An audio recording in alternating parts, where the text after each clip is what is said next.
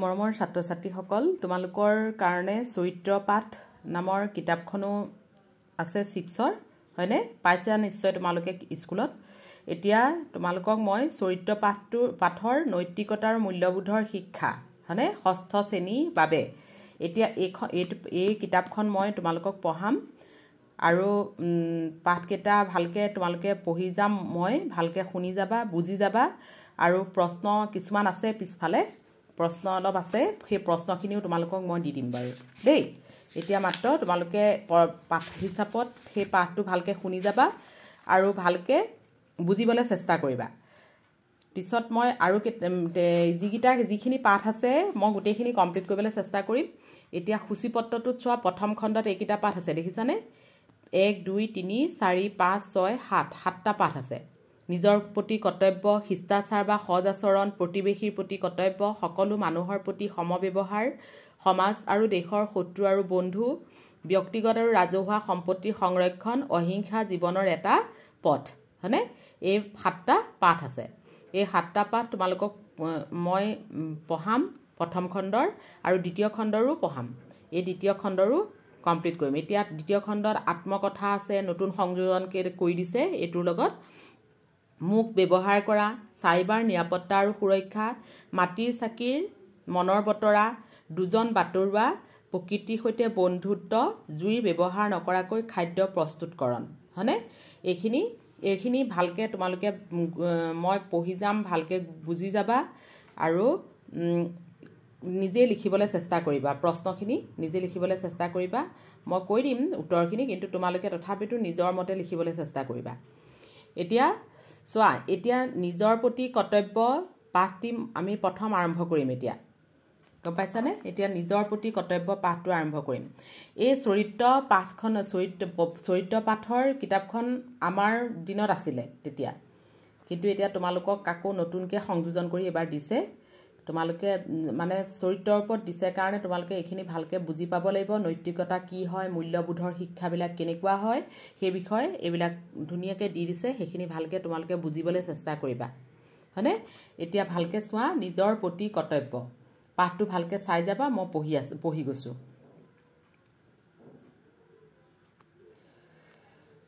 এই জগতত সৃষ্টি হোৱা প্ৰাণীবোৰৰ ভিতৰত মানুহো এবিধ প্ৰাণী কিন্তু অন্য প্ৰাণীবোৰৰ তুলনাত মানুহৰ এইখিনিতেই পাৰ্থক্য যে মানুহে ভাল বেয়া ন্যায় অন্যায় বিচাৰ কৰিব পাৰে সেয়ে মানুহ সকলো জীৱৰ ভিতৰতে শ্ৰেষ্ঠ হাজাৰ হাজাৰ বছৰ ধৰি মানুহৰ মগজুৰ ক্ৰমবিকাশ ঘটি আজিৰ অৱস্থা পাইছেহি অন্য জীৱবোৰলৈ লক্ষ্য কৰিলে দেখা যায় যে সিহঁতৰ জীৱন খাই বৈ জীয়াই থকাতে সীমাবদ্ধ কিন্তু আমাৰ জীৱন তেনেকুৱা নহয় মানুহৰ জীৱনটো তেনেকুৱা নহয়ই মানুহেটো অকল খাই বৈয়ে পাৰ নকৰে হয় নহয় বিভিন্ন কামৰ মাজেৰে থাকে কিয়নো আমাৰ বিচাৰ বুদ্ধি আছে আমি সামাজিক জীৱ আমি সমাজৰ লগতে বাস কৰোঁ আমাৰ ওপৰত আমাৰ সমাজখনৰ ভাল বেয়া নিৰ্ভৰ কৰে জীৱশ্ৰেষ্ঠ হৈও কিছুমান মানুহে বহু সময়ত অমানুহৰ দৰে কাম কৰে তেওঁলোকৰ পৰা আমাৰ সমাজ তথা দেশৰ কোনো লাভ নহয় বৰং বহু সময়ত ক্ষতিহে হয় এখন সুস্থ সবল সমাজ গঢ়ি তুলিবলৈ হলে আমি প্ৰত্যেককে একোজন সুনাগৰিক হ'ব লাগিব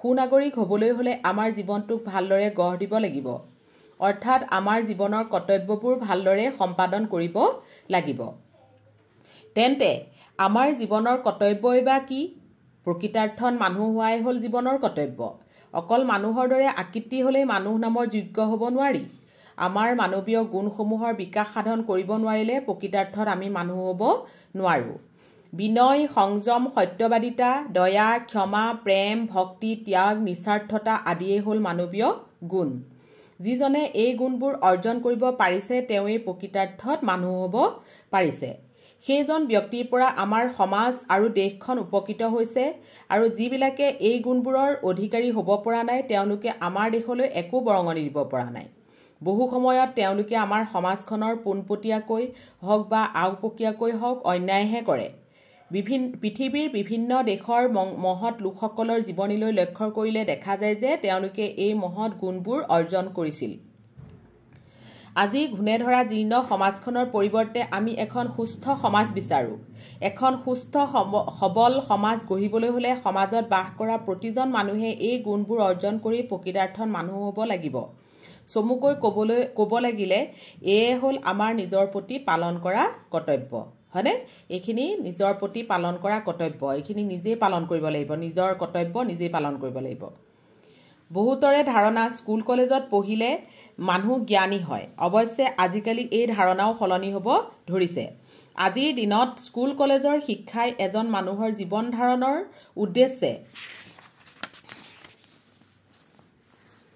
উদ্দেশ্যে ঘাইকৈ চাকৰি কৰাৰ বাবেহে উপযুক্ত কৰি তোলে এই ধৰণৰ শিক্ষাই মানৱীয় গুণসমূহ আহৰণ কৰাৰ বিষয়ত মুঠেই গুৰুত্ব নিদিয়ে সেয়ে মহৎ লোকসকলৰ জীৱনীৰ পৰা ধৰ্মশাস্ত্ৰ আদিৰ পৰা এই গুণবোৰ আহৰণ কৰাৰ কৌশল শিকি এই গুণবোৰ অৰ্জন কৰিব লাগে ধৰ্ম গ্ৰন্থবোৰত যিবিলাক শিক্ষাপ্ৰদ কাহিনী আছে সেই কাহিনীবোৰৰ বিশ্বজনীন শিক্ষা আৰু আদৰ্শহে আমি গ্ৰহণ কৰা উচিত আমাৰ দেশত বহুতো এনে মানুহ আছে যিসকল ধৰ্মৰ প্ৰতি উদাসীন কিন্তু তেওঁলোকেও মানৱীয় গুণবোৰ অস্বীকাৰ নকৰে আনহাতে ধৰ্মই মানৱীয় গুণবোৰৰ শিক্ষা দিয়ে গতিকে এই গুণবোৰ আহৰণ কৰাৰ সবাতোকৈ ভাল উপায় হ'ল ধৰ্ম আচৰণ আৰু ঈশ্বৰ বিশ্বাসক আমি আশ্ৰয় দিয়া উচিত সকলো ধৰ্মৰেই মূল শিক্ষাবিলাক একে আৰু সত্যৰ ওপৰত প্ৰতিষ্ঠিত এই মূল শিক্ষাবিলাকক আমি সাৰ্বজনীন মানৱ ধৰ্ম বুলিব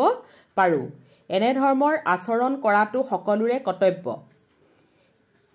বুজি পাইছা এইখিনিলৈকে হৈছে এতিয়া এইখিনি চোৱা এতিয়া ত্যাগে মানুহক মহান কৰে পৃথিৱীৰ বিখ্যাত ব্যক্তিসকলে জীৱনৰ বহু ক্ষেত্ৰত ত্যাগ স্বীকাৰ কৰিছে আৰু তাৰ বলতেই তেওঁলোকে মহত্বৰ উচ্চ শিখৰত উঠিছে স্বাৰ্থপৰ মানুহে কেতিয়াও ত্যাগ স্বীকাৰ নকৰে ত্যাগ আৰু স্বাৰ্থপৰতা দুটা বিপৰীতধৰ্মী গুণ ত্যাগ আৰু স্বাৰ্থপৰতা বিপৰীতধৰ্মী গুণ প্ৰথমটোৱে মানুহক পূজ্য আৰু জনপ্ৰিয় কৰে আৰু আনটোৱে মানুহক নিন্দাভাজন আৰু অপ্ৰিয় কৰি তোলে গম পাইছা ত্যাগ আৰু স্বাৰ্থপৰতা ত্যাগ কৰিব পাৰিলে তুমি কি হ'ব পাৰিবা মানুহক কি হয় প্ৰথমটোৱে মানে ত্যাগটোৱে কি কৈছে মানুহক পূজ্য আৰু জনপ্ৰিয় কৰে ত্যাগে আৰু আনটোৱে স্বাৰ্থপৰতাটোৱে কি কৰে মানুহজনক নিন্দাভাজন আৰু অপ্ৰিয় কৰি তোলে নিন্দাভাজন মানে সমাজত এজন ভাল ব্যক্তি হৈ নুঠে তেওঁ নিজৰ স্বাৰ্থৰ কাৰণে নিজৰ কাৰণে যদি তেওঁ গুৰুত্ব দি থাকে সমাজত কেনেকৈ ভাল মানুহ হ'ব পাৰিব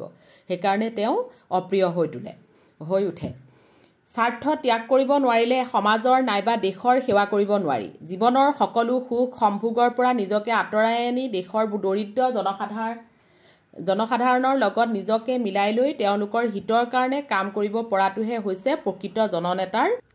প্ৰকৃত জননেতাৰ কাম ঠিক এনে এজন দেশসেৱক আছিল মহাত্মা গান্ধী আমাৰ দেশৰ দৰিদ্ৰ জনসাধাৰণে যিমানখিনি কাপোৰ পিন্ধিবলৈ পাইছিল সিমানখিনি খাবলৈ পাইছিল যিমানখিনি খাবলৈ পাইছিল তেওঁ সিমানখিনিহে পিন্ধিছিল আৰু সিমানখিনিহে খাইছিল দেখিছানে মহাত্মা গান্ধী কেনেকুৱা আছিল অথচ বেৰিষ্টাৰ গান্ধীয়ে ইচ্ছা কৰা হ'লে আন 10জন উকিলৰ দৰে লাহ বিলাহৰ মাজত থাকিব পাৰিলেহেঁতেন দৰিদ্ৰ জনসাধাৰণৰ কাৰণে তেওঁ অন্তৰে কান্দিছিল কাৰণেই তেওঁ সকলো ত্যাগ কৰিব পাৰিলে এই গুণটোৰ কাৰণে তেওঁ খ্যাতি আছে গোটেই জগততে বিয়পি দেখিছানে তেওঁ কেনেকৈ থাকে তেওঁ দেখিছা নহয় ফটোত তেওঁ কাপোৰ বেছি অতিমাত্ৰাকৈ মানে নিজে জাক জমকতাকৈ নিপিন্ধে সমাজে বা দেশখনে যি পিন্ধিছিলে তেওঁ সেইমতেহে কাম কৰে যি কৰিছিলে তেওঁ সেইমতেহে কৰে অতিমাত্ৰা দেখুৱাবলৈ নাযায় যিসকল ব্যক্তিয়ে অতিমাত্ৰা দেখুৱাবলৈ যায় তেওঁলোকৰ একো নাথাকে কিন্তু গুণবিলাক বহুত বেয়া হয়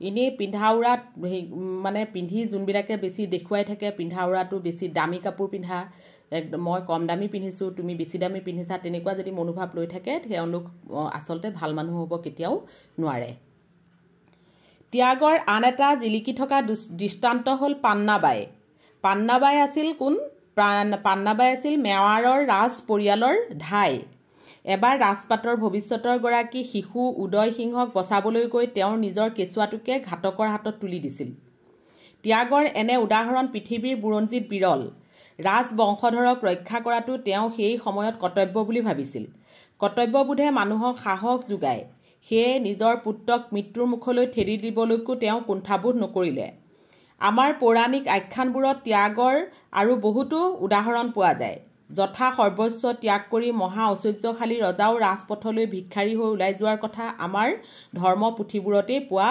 যায়। কৰ্তব্য পালনত এইদৰে ত্যাগ স্বীকাৰ কৰি এই মহান লোকসকলে আচলতে নিজৰেই প্ৰতি কৰ্তব্য পালন কৰিছিল। প্ৰয়োজনৰ সময়ত নিজৰ সমাজ, দেশ বা সদৌ মানৱ জাতিৰ সেৱাত ত্যাগ স্বীকাৰ কৰিলেহে নিজৰ প্ৰতি কৰ্তব্য পালন কৰা হয়। ইয়াৰ আগতে উল্লেখ কৰা হৈছে যে প্ৰকৃতাৰ্থত মানুহ হোৱাই হ'ল জীৱনৰ কৰ্তব্য, আৰু সেই দেখি নিজকে প্ৰকৃতাৰ্থত মানুহ হিচাপে গঢ় দিয়াটোৱে আমাৰ নিজৰ প্ৰতি কৰ্তব্য। আমি মানুহক ভাল নাপালে, মানুহৰ বাবে আত্মত্যাগ নকৰিলে, মানুহৰ ধৰ্মৰ যি আদৰ্শ তাৰ বাবে প্ৰয়োজন হ'লে প্ৰাণ পৰ্যন্ত বিসৰ্জন দিবলৈ প্ৰস্তুত নাথাকিলে আমি নিজকে প্ৰকৃত মানুহ হিচাপে গঢ় দিব নোৱাৰোঁ, নিজৰ প্ৰতি কৰ্তব্য কৰিব নোৱাৰোঁ। সেইটো নিজৰ প্ৰতি কৰ্তব্য কৰা নহয়। অকল যদি নিজৰ কথাকে ভাবি থকা হয়, নিজক লৈ পেলাই ব্যস্ত থকা হয়, তেতিয়া সেইটো নিজৰ প্ৰতি কৰ্তব্য নহয়। সকলোৰে প্ৰতি যদি কৰ্তব্য থাকে, সকলোকে তুমি সমান চকুৰে যদি চোৱা, তেতিয়া সেইটো নিজৰ প্ৰতিও এটা কৰ্তব্য আহি যাব। স্বাৰ্থপৰ মানুহৰ অন্তৰত প্ৰেম, দয়া, মমতা নিচেই কম থাকে। স্বাৰ্থপৰ মানে গম পাইছানে? নিজৰ কাৰণে চিন্তা কৰি থকা মানুহক কৈছে। যিখিনি থাকে সেয়াও স্বাৰ্থৰ লগত মিহলি হৈ থাকে।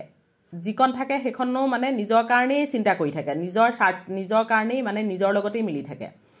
গতিকে সেই দয়া মমতা কৃত্ৰিম, বিশুদ্ধ নহয়, সেইটো মানে একদম পিয়ৰলি শুদ্ধ নহয়। মানে সেইটো দুখীয়া মানুহৰ কাৰণে তেওঁলোকৰ অন্তৰে নাকান্দে, তেওঁলোকৰ কথা তেওঁলোকে নাভাবে। নিজৰ ভোগবিলাসৰ কাৰণে এওঁলোকে আনক শোষণ কৰিবলৈ কুণ্ঠাবোধ নকৰে। এই স্বাৰ্থপৰ মানুহখিনিৰ কথা কৈ আছে। প্ৰয়োজন হ'লে এওঁলোকে মাতৃভূমিৰ প্ৰতিও বিশ্বাসঘাতকতা কৰিব পাৰে। অথচ আমাৰ মাজতে এনে কিছুমান মানুহ আছে যিসকলে নিজৰ সুখ স্বাচ্ছন্দ্যতাৰ প্ৰতি লক্ষ্য নাৰাখি ৰাইজৰ সেৱা কৰি গৈছে। নিজৰ সুখ দুখ এইবিলাক কথা নাভাবি পেলাই ৰাইজৰ কাৰণে, সমাজৰ কাৰণে সেৱা কৰি গৈছে। কিছুমান মানুহ আছে তেনেকুৱা।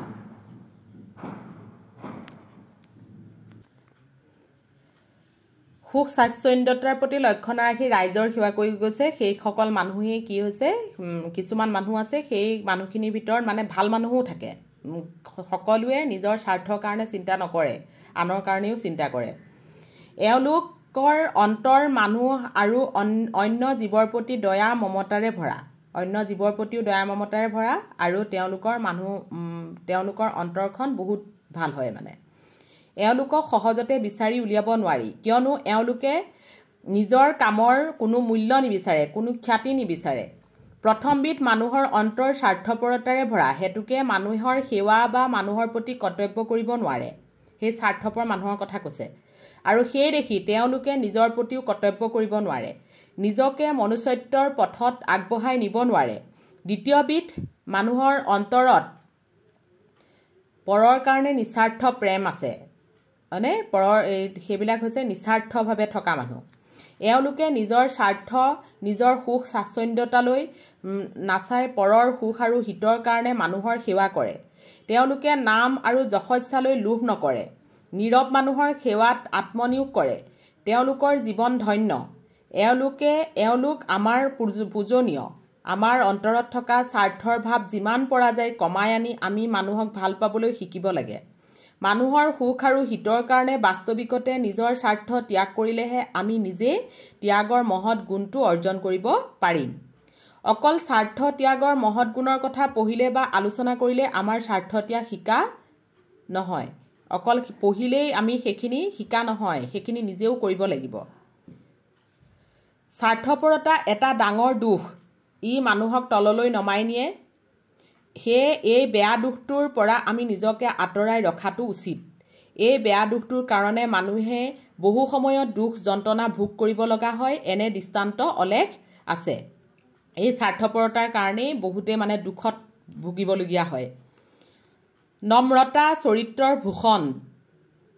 আমি একদম মানে ধুনীয়াকৈ নিজৰ সাজপাৰবিলাক একেবাৰে ধুনীয়াকৈ পিন্ধি যদি মানুহৰ লগত ভাল ব্যৱহাৰ নকৰোঁ, বেয়া ব্যৱহাৰ কৰি থাকোঁ, সেইটো আমাৰ মানে সেই সাজ পোছাকে মানুহক সেইটো ভাল নুবুজায়। গম পাইছানে?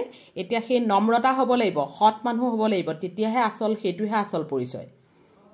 সাজ পোছাক ভাল, দামী কাপোৰ, ভাল ইস্ত্ৰি কৰা কাপোৰ, সেইবিলাক পিন্ধিলে নম্ৰতা নুবুজায়।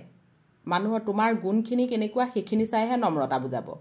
এতিয়া নম্ৰতা হৈছে চৰিত্ৰৰ ভূষণ বুলি কৈছে। সেইকাৰণে বিনয়ী মানুহে সহজতে অইন মানুহৰ প্ৰিয় হ'ব পাৰে আনহাতে অহংকাৰী মানুহক কোনেও ভাল নাপায় অহংকাৰী তুমি যদি অহংকাৰ কৰি থাকা সেইটো তেনেকুৱা মানুহক কোনেও ভাল নাপায় বিনয়ী নম্ৰ মানুহক সহজতে অইন মানুহৰ প্ৰিয় হয় কোনজন মানুহ কিমান নম্ৰ বা বিনয়ী তাক কথা বতৰাত ধৰিব পাৰি কথা বতৰাবিলাকতে ধৰিব পাৰি বিনয়ী স্বভাৱৰ লগত স্পষ্টবাদিতা আৰু নিৰ্ভীকতা থাকিব লাগে হয়নে বিনয়ী স্বভাৱৰ লগত এই দুটা গুণ নাথাকিলে তেনে বিনয়ী স্বভাৱক ভীৰুতাহে বুলিব পাৰি বিনয়ী স্বভাৱৰ লগত যদি এইকেইটা গুণ নাথাকে তেতিয়া তেওঁক সেইবিলাক মানে গুণ নাথাকিলে তেওঁক কি বুলি কয় সেইজন ভীৰু বুলি কয় সেইজন ভাল মানুহ বুলি নকয় গম পাইছা অন্যায়ৰ প্ৰতিবাদ নিৰ্ভীকভাৱে কৰিব লাগিলে অবিনয়ী হ'ব নালাগে বিনয়ৰ সৈতে তেনে প্ৰতিবাদ কৰিব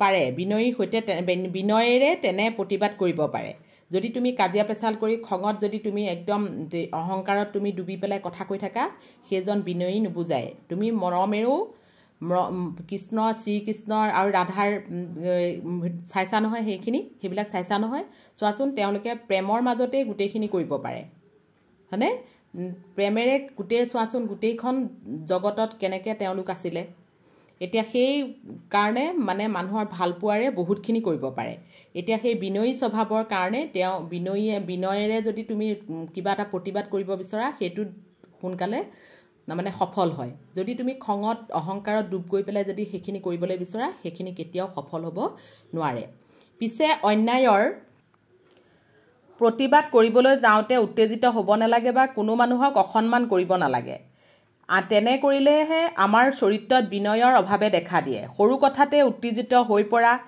মানুহে কোনো কামকেই নিয়াৰিকৈ কৰিব নোৱাৰে আমি নিজকে বিনয় বা নম্ৰতাৰে শিক্ষা দিব লাগে হয়নে গান্ধীজীয়ে প্ৰথমে কৈছিল ঈশ্বৰ সত্য তাৰপিছত তেখেতে কৈছিল সত্যই ঈশ্বৰ সত্য আৰু সত্যই ঈশ্বৰ হয়নে সত্যবাদী মানুহেইহে ঈশ্বৰৰ কৰুণা লাভ কৰিবলৈ সামৰ্থ্য হয় সত্যবাদিতাই মানুহক সৎ সাহস যোগায় আৰু অন্যায়ৰ প্ৰতিবাদ কৰিবলৈ মৃত্যু ভয়কো তুচ্ছ কৰিবলৈ সাহস দিয়ে স্বাৰ্থপৰ মানুহ সত্যবাদী হ'ব নোৱাৰে নিজৰ স্বাৰ্থ বজাই ৰাখিবলৈ তেনে মানুহ প্ৰায়ে মিছাৰ আশ্ৰয় লয় সদায় সঁচা কথা কোৱা মানুহে সহজে নিজৰ দুখ স্বীকাৰ কৰিব পাৰে ভুল স্বীকাৰ কৰিব পৰাটো এটা ডাঙৰ গুণ দুখ স্বীকাৰে মানুহৰ অন্তৰ শুদ্ধ কৰে আমি নিজকে সত্যবাদিতাৰ শিক্ষা দিয়াটো আমাৰ কৰ্তব্য অসমীয়া ফকৰাত আছে আপোন হাত জগন্নাথ পৰত আহ বনত বাস সঁচা কথা সকলো কথাতে আনক আশা কৰি থকাটো আৰু পৰমুখাপেক্ষী হোৱাটো বৰ বিড়ম্বনা ইয়াৰ পৰা বহু সময় নিজৰ ক্ষতিহে হয় জীৱনৰ সকলো ক্ষেত্ৰতে স্বাৱলম্বী হ'ব লাগে স্বাৱলম্বনে জীৱনলৈ গভীৰ আত্মবিশ্বাস আনি দিয়ে আত্মবিশ্বাস থকা মানুহ কোনো কামতে ব্যৰ্থ নহয় আজিকালি বহুত মানুহে আকৌ কৰিব পৰা সৰু কামটিও নিজে নকৰে এনে কি কিছুমান মানুহ হাতত মোনা এটা লৈ বজাৰ কৰিবলৈকো টান পায় ই এটা জাতিৰ অধপতনৰহে চিন পশ্চিমীয়া দেশবোৰত নিজৰ প্ৰয়োজনীয় যিকোনো কাম নিজে কৰাত কিবা লাজ বা অপমান থকা বুলি কোনেও নাভাবে সেয়ে এই দেশবোৰৰ মানুহবিলাক সকলো বিষয়তে স্বাৱলম্বী আনকি আমেৰিকাত প্ৰভৃতি কিছুমান দেশত ছাত্ৰই স্কুল বা কলেজ বন্ধ থকাৰ সময়ত কাৰখানাত নাইবা খেতিপথাৰ হোটেল দোকান আদি কাম কৰি নিজৰ পঢ়াৰ খৰচ উলিয়ায় অথচ আমাৰ দেশত এয়া ভাবিব নোৱাৰা কথা আমাৰ সমাজৰ বহুতেই সেইবোৰ দেশৰ ফেশ্বন আদি কিছুমান ক্ষেত্ৰত অনুকৰণ কৰিছে কিন্তু এই অনুকৰণ আমাৰ দেশৰ বাবে অনুপযুক্ত আৰু অপ্ৰয়োজনীয় সেইবোৰ দেশৰ ভাল গুণবোৰ হ'লে এইসকল মানুহে ল'ব পৰা নাই কিন্তু সেইবিলাক চোৱাচোন ভাল গুণবিলাক নলয় বেয়া গুণবিলাক ল'বলৈ চেষ্টা কৰে ফেশ্বনবিলাক দেখুৱাবলৈ চেষ্টা কৰে হয়নে এতিয়া এইটো চোৱা স্বাৱলম্বনেই আত্মসন্মান এই শিতানত 2/8/1928 তাৰিখে মহাত্মা গান্ধীয়ে তেখেতৰ য়ং ইণ্ডিয়া নামৰ বাতৰি কাকতত লিখিছিল ছাত্ৰসকলে পঢ়াৰ খৰচখিনি উপাৰ্জন কৰিব পৰাকৈ আমেৰিকাই যদি নিজৰ স্কুল আৰু কলেজসমূহ তেনেকৈ গঢ় দিবলগীয়া হ'ল হয় তেন্তে আমাৰ স্কুল আৰু কলেজসমূহৰ পক্ষে এইটো আৰু কিমান প্ৰয়োজনীয় হ'ব মাচুলখিনি ৰেহাই দি আমাৰ দুখীয়া ছাত্ৰসকলক অধিক দৰিদ্ৰ কৰাতকৈ তেওঁলোকক কাম যোগাৰ কৰি দিয়াটো বেছি ভাল কথা নহ'বনে জীৱিকাৰ অৰ্থ বা শিক্ষাৰ খৰচখিনি যোগাৰ কৰিবলৈ নিজে কাম কৰা ধাৰণাটো ভুল বুলি আমাৰ যুৱকসকলৰ মনত সুমুৱাই দি আমি বহুতে যে অনিষ্ট কৰিছোঁ তাক বহাই কোৱা অপ্ৰয়োজন। যি অনিষ্ট হৈছে সি নৈতিক আৰু আৰ্থিকভাৱে অনিষ্ট হৈছে। বাস্তৱিক পক্ষে আৰ্থিক অনিষ্টতকৈ নৈতিক অধোগতি বহু বেছি পৰিমাণে হৈছে। এটা বিবেক বুদ্ধিসম্পন্ন ল'ৰাৰ মনত গোটেই জীৱন বিনা মাচুলে পঢ়াৰ গ্লানি থাকি যাব আৰু থকাটো উচিতো। কোনো ব্যক্তিয়ে পৰৱৰ্তী জীৱনত এই কথাটো সোঁৱৰাই দিয়াটো ইচ্ছা নকৰে যে তেওঁ পঢ়াৰ নিমিত্তে দয়াৰ ওপৰত নিৰ্ভৰ কৰিবলগীয়া হৈছিল। আনহাতে এনে কোনো মানুহ আছেনে যিজনে সেই দিনকেইটা গৌৰৱেৰে স্মৰণ নকৰিব, যি দিনকেইটাত কোনো এজন কাঠমিস্ত্ৰীৰ দোকানত বা তেনে কোনো ঠাইত কাম কৰি মন, শৰীৰ আৰু আত্মা সমন্বিতে শিক্ষা ল'বলৈ তেওঁৰ সৌভাগ্য হৈছিল। গতিকে আমি নিজকে স্বাৱলম্বনৰ শিক্ষা দিয়াটো এটা ডাঙৰ কৰ্তব্য। যাৰ অন্তৰত দেশাত্মবোধ অৰ্থাৎ স্বদেশ প্ৰেম নাই, তাৰ পৰা দেশে একো আশা কৰিব নোৱাৰে। দেশপ্ৰেম যিজনৰ নাই সেইজন দেশৰ সুনাগৰিক হ'ব নোৱাৰে। স্বাৰ্থপৰ মানুহৰ অন্তৰত দেশপ্ৰেম নিচেই কম। নিজৰ স্বাৰ্থৰ কাৰণে তেনেবোৰ মানুহে দেশৰ অনিষ্ট কৰিবলৈকো পিছ নোহোঁহকে। অথচ আমাৰ দেশে এনে নাগৰিক বিচাৰে যাৰ অন্তৰত দেশপ্ৰেম আছে, যি দেশৰ কাৰণে সকলো ত্যাগ কৰিব পাৰে, আনকি প্ৰয়োজন হ'লে মৃত্যুকো হাঁহিমুখে বৰণ কৰিব পাৰে। দেশৰ কাৰণে সকলো ত্যাগ কৰা, মৃত্যুবৰণ কৰাৰ দৃষ্টান্ত আমাৰ অসমত বহুত আছে। স্বদেশৰ কাৰণে বীৰ লাচিতে নিজৰ মৰমৰ মোমায়েকক নিজ হাতে বধ কৰিলে। দেশৰ স্বাধীনতাৰ কাৰণে কুশল কোঁৱৰ আৰু কমলা মিৰিয়ে মৃত্যুক বৰণ কৰিছিল। গাভৰু কনকলতা, ভোগেশ্বৰী ফুকননী আৰু মুকুন্দৰাম কাকতি আদি প্ৰভৃতিয়ে বন্দুকৰ গুলীত প্ৰাণ এৰিছিল। দেশপ্ৰেমত উদ্বুদ্ধ হৈ এনেকুৱা আৰু বহুতে মৃত্যুক আঁকোৱালি লৈছিল। অলেখ নৰনাৰীয়ে ভাৰতৰ স্বাধীনতাৰ বাবে অহিংস আন্দোলনত প্ৰাণত্যাগ কৰিছিল। স্বদেশৰ কাৰণে আপোন ইচ্ছাতে আত্মত্যাগ কৰাৰ অলেখ দৃষ্টান্ত পৃথিৱীৰ বুৰঞ্জীৰ পাতে পাতে আছে। স্বদেশক ভাল পোৱাটো মানুহৰ চৰিত্ৰৰ এটা প্ৰধান গুণ। আমি সকলোৱে স্বদেশক ভাল পাবলৈ শিকিব লাগে। অৱশেষত ইয়াকে ক'ব পাৰি যে মানুহ আৰু জীৱ জন্তু প্ৰভৃতিৰ প্ৰতি আমাৰ যি কৰ্তব্য আছে তাক কৰিলে আমাৰ নিজৰ প্ৰতিও কৰ্তব্য কৰা হয়। তদুপৰি আমাৰ শৰীৰ আৰু মনৰ উৎকৰ্ষ সাধন আৰু আধ্যাত্মিক জ্ঞান লাভ এইখিনিও আমাৰ নিজৰ প্ৰতি থকা কৰ্তব্যৰ ভিতৰত পৰে। এতিয়া গম পালা, এইখিনি মই পঢ়ি দিলোঁ, তোমালোকে ভালকৈ বুজিবলৈ চেষ্টা কৰিবা। বেছি টান নহয়, তোমালোকে বুজিলে বহুতখিনি তোমালোকৰ কাৰণে ভাল হ'ব। এতিয়া তোমালোকৰ এইখিনি লাষ্টলৈ কেইটামান প্ৰশ্ন আছে, মই দেখাই আছোঁ ৰ'বা। এইটো চোৱা, পাঠ 1 দেখিছানে? কি কাৰণত মানুহ অন্য জীৱতকৈ শ্ৰেষ্ঠ? মই এইখিনি লিখাই দিম, তোমালোকে পাৰিলে চেষ্টা কৰি পেলাই মোক দেখুৱাবাচোন। 2 নম্বৰ আছে প্ৰকৃতাৰ্থত মানুহ হ'ব লাগিলে আমি কি গুণৰ অধিকাৰী হ'ব লাগে। 3 নম্বৰ আছে আমি নিজৰ হিত কেনেকৈ কৰিব পাৰোঁ। 4 নম্বৰ অন্যৰ প্ৰতি কৰ্তব্য কৰিলেও নিজৰ প্ৰতি কৰ্তব্য কৰা হয় কেনেকৈ। তোমাৰ নিজৰ প্ৰতি কৰ্তব্য কৰিলে তুমি কি পদ্ধতি ল'বা। এই প্ৰশ্ন পাঠ 1 এইখিনি বাৰু নহয়, প্ৰথম এইখিনি পাঠ 1 প্ৰশ্নখিনি উত্তৰখিনি মই দিবলৈ চেষ্টা কৰিম অতি সোনকালে। এতিয়া তোমালোকে এইখিনি পাৰিলে চেষ্টা কৰি চাবা। হ'ব, আজিলৈ সামৰিছোঁ।